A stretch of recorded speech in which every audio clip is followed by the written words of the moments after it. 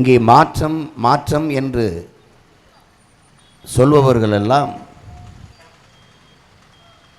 இலவசங்களை நம் மக்களுக்கு வாரி வாரி கொடுத்து ஏமாற்றுவதிலேயே குறியாக இருப்பதை நாம் பார்க்கிறோம். மாற்றம் என்பதும் வளர்ச்சி என்பதும் எப்படி இருக்க வேண்டும், எதை நோக்கி செல்ல வேண்டும் என்பதை அறிவு சமூகம் ஆழ்ந்து அறிந்து பார்க்க வேண்டும். ஒரு நாட்டின் வளத்திலேயே ஆகப்பெரிய வளம் அறிவு வளம்தான். செல்வத்திலே மிகச்சிறந்தது அறிவு செல்வம்தான்.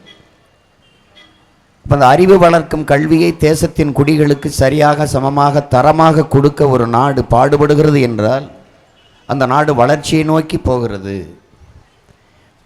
என்று பொருள்.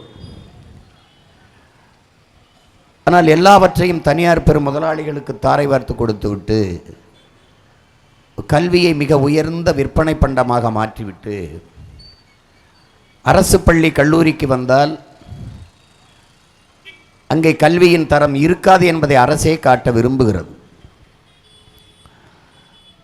அரசு பள்ளியில் படித்து கொண்டிருக்கிற பிள்ளை மீது கட்டடம் இடிந்து விழுந்து பிள்ளை இறந்து போகிறான் என்றால் நமக்கு என்ன சொல்ல வருகிறார்கள்?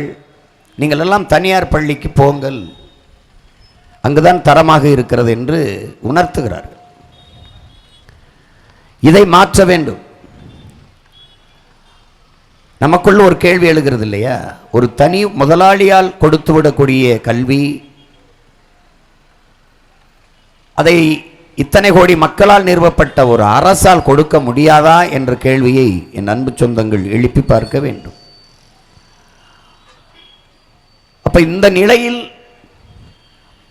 சரியான சமமான தரமான கல்வியை தன் நாட்டு குடிகளுக்கு கொடுக்க முயற்சிப்பதுதான் வளர்ச்சி.